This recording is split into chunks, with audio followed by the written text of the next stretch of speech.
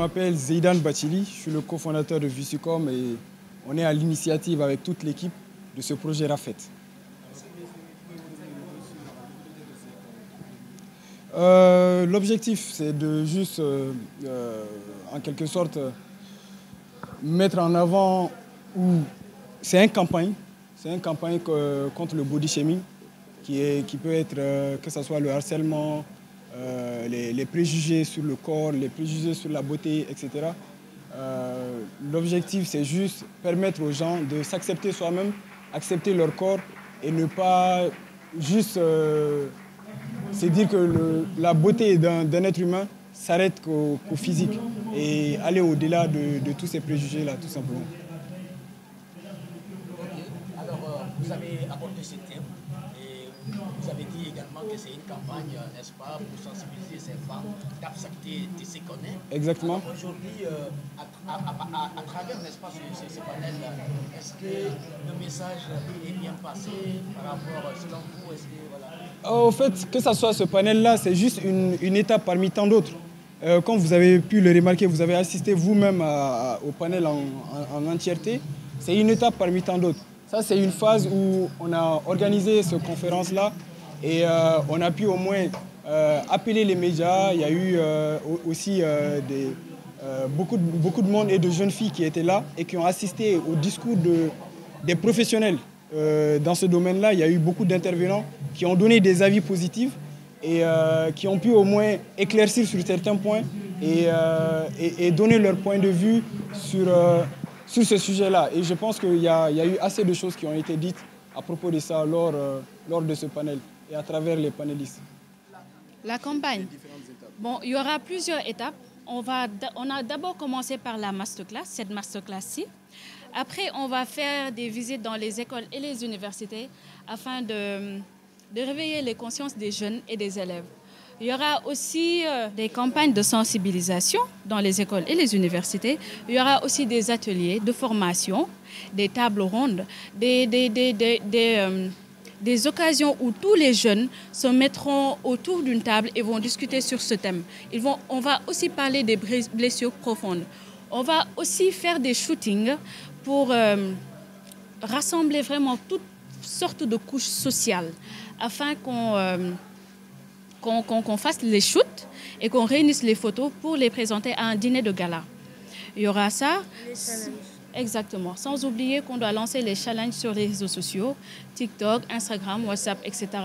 pour vraiment appeler tous les Sénégalais à nous aider sur ce combat-là qui nous tient vraiment à cœur. Voilà.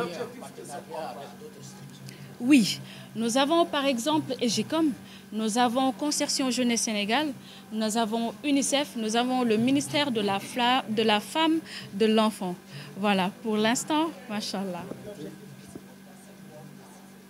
C'est de lutter contre le body shaming, car c'est un fléau pour la société. Des jeunes, c'est un poison qui tue à feu lent, quoi. Voilà. Voilà, je pense bien que nous avons tous été victimes du body shaming et peut-être vous là présents, on est vraiment là pour combattre ce fléau et vraiment disperser ça à travers toute la société sénégalaise, malgré le fait qu'on ne peut pas éradiquer cette chose au Sénégal, mais on va vraiment essayer d'éveiller les consciences pour que chacun sache que nous sommes tous des créations uniques et précieuses d'Allah. Hein? C'est le harcèlement sur le physique. Mais aussi, d'un autre côté, il y a aussi un harcèlement sur le mental, car le body shaming, ce n'est pas seulement que le physique, mais aussi il y a une part, il y a le mental là-bas. D'une part, il y a le mental. Rafet. Rafet, c'est-à-dire Rafet en général ou Rafet de Visucom? Ok. Rafet, c'est juste l'acceptation de soi, en fait. Exactement. Juste montrer que Allah nous a créés et nous sommes les créatures les plus parfaites d'Allah. Nous essayons de mettre en valeur ce que Allah nous a donné, ce cadeau d'Allah. Voilà, nous essayons juste de mettre cela en valeur.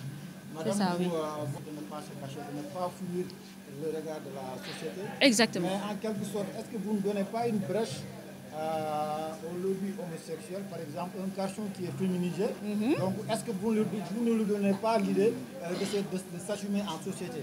Ou bien votre combat est parallèlement, diamétralement opposé? Ah non, il y a vraiment... Oui, on doit s'assumer, on s'assume sur notre physique. Sur notre physique. Je ne parle pas du mental, mais nous parlons du physique.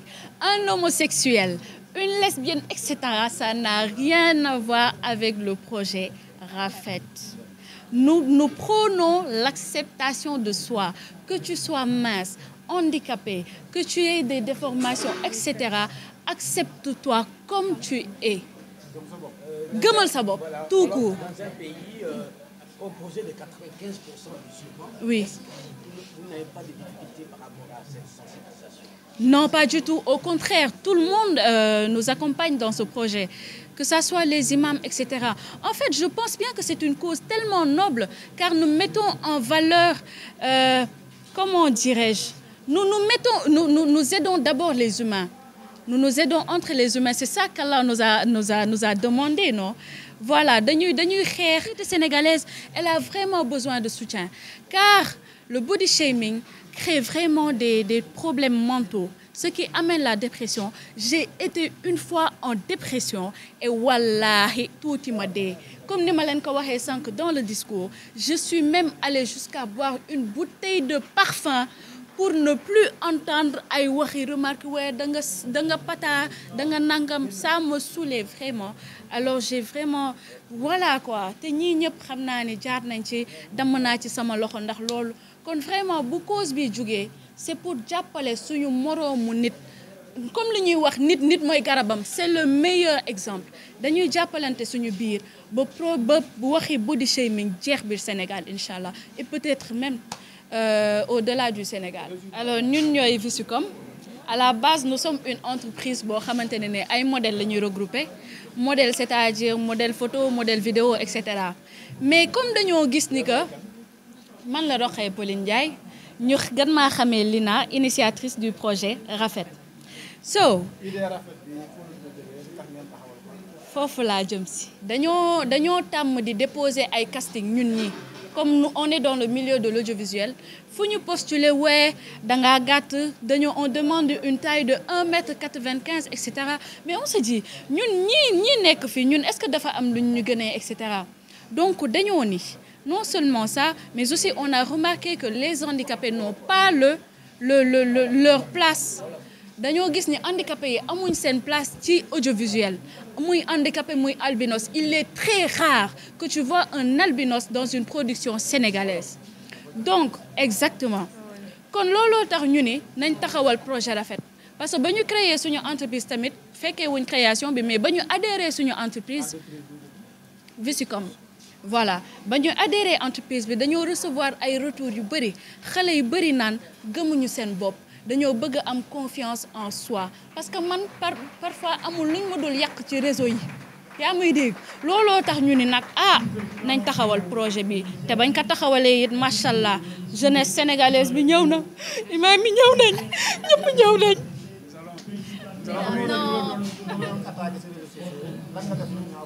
Parce que non defuma lu ñaaw par contre parce que gis ngeen sama yi nee nañ ay loxo tokkkatu mbana laa yor mais garaawul dañ ma tàmm gis ci vidéo Mouché yi des vidéos de Mouché et en général je suis avec ma collègue Adja. Elle est plus mince que moi mais dañuy gis Adja dafa gën a sew que man mais damay gis ni TikTok bi dañuy comparer par exemple benn jour son naa benn kuy saa ñu ni kii ak pojure yi warul sol lii Taïfin bi moo waroon sol lii bàykee tu vois donc affaire yi nag gën nañoo booster affaire yi metti ma kàddu yi tamit metti na ma waaye safuma moom safuma moo tax ñu ne nag wax dëgg fa neex yàlla xale yi siy jaar il ne mérite pas cela parce que ku nekk am na ni la yàlla bindee tu es unique dans ton genre kon nañ ci taxawal jeunesse sénégalaise gëmloo ñëpp seen bopp parce que ñëpp xaj nañ ci projet Rafet yi am nañ ay partenaires mais su partenaires yi gënee ñëw ñu jël parce que loo am doyul c'est une cause bon je vais dire cause bu noble la ñëpp xaj nañ ci wallahi su ma sañoon Sénégal dëkk bi yëpp màbb ñëw fekk suñu plaisir. yëg nañ ko parce que amul fuñ ko lancé wul sànni nañ ko ci bépp xeetu réseau yónnee nañ ay mail yónnee nañ ay kii on a eu des retours on a eu leur soutien mais quand même waa xaalis mu ni fulus amul de soutien matériel bon à part Ejicom wax dëgg fa neex yàlla et la semaine de l'activisme ñoom tamit al nañ ñu benn stand pour ñu représenter Rafet kon côté matériel ñi ngi sant yàlla mais suñu gënee am ñu jël. Nous organiserons une énorme masterclass en janvier qui va accueillir plus de 300 personnes inchallah. Pour le lieu c'est pas encore déterminé mais dinañ lancer message bi sur les réseaux sociaux dinañ def lépp ba ñëpp Sénégal njaay yëpp jot ci bu soobee yàlla. Là ñu ngi doog a lancer activité bi lii mooy cérémonie de lancement bi tu vois la deuxième activité inchallahu rabbi sera la masterclass le lieu restera dinañ ko définir bu soobee yàlla et dinañ leen ci xaar population sénégalaise bi ngeen ñëw ñu waxtaan vraiment ñu vider suñu xol yi parce que soxla nañ ko. non. On a commencé bon initiative bi génne nañ ko il y a 7 mois voilà génne nañ initiative il y a 7 mois mais ci lijjanti papier yi et cetera ñoo ngi doogaa mën a taxawal projet bi et tey le jour de lancement bi kon tey la lépp di tàmbali ñi ngi ñaan tàmbalee ko ci bismillahi rahmani rahim jeexalee ko ci alhamdulillahi rabbil alamin sans pour autant oublier que cette campagne se fera sur 6 mois kon 6 mois lañ am pour def campagne bi soobee yàlla. foofu am nga wax nga dëgg parce que indil nga ma benn point bu essentiel ñun ay modèle Visucom lañ maanaam ñun ay modèle photo lañ ay modèle vidéo suñu amee ay partenariat ay partenaires yu soxla suñu image ñun la ñuy woo mais il y aura des garçons car bëgg nañ ibbi benn agence de mode benn agence tamit de mannequinat pour tout type de corps comme da ngeen di gis mannequinat ay njool lekk ciy nekk pata yeeg gàttaan yeeg handicapé yeeg ñun ñëppay bokk ci agence de mannequinat ci mannequinat bu soobee yàlla loolu lañ bëgg lancer pour l'instant mais suñu focus mooy instant yi jàppale population sénégalaise yi pour ñu vraiment gëm seen bopp c'est ça notre réel objectif wallahi tout court. góor yi comme ni ma la ko waxee dañuy lancer benn agence bu ñuy lancer agence bi incha allah góor yëpp dina ñëw di ngeen ci sentir seen bopp. Nous allons terminer en France. Donc je suis Fatou Niang, je suis modèle chez Visucom et j'ai été Miss Diaspora Sénégal 2023. Donc pour juste clôturer ce que ma collègue vient de dire, Madame Pauline, le lancement du projet Rafet, en fait, ça suscite l'intérêt chez tout le monde. Parce que qu'on soit belle, qu'on soit grande, qu'on soit noire, qu'on soit de teint clair, on est tous humains au départ. Donc il suffit juste en fait de s'assumer, peu importe. Parce qu'on dit donne-toi de la valeur et les autres te donneront de la valeur également. En fait, le but du projet Rafet, c'est ça, c'est de s'accepter tel qu'on est. De s'accepter, même si les gens vont critiquer, même si les gens ils vont nous juger, parce qu'on est humains, nous tous on parle.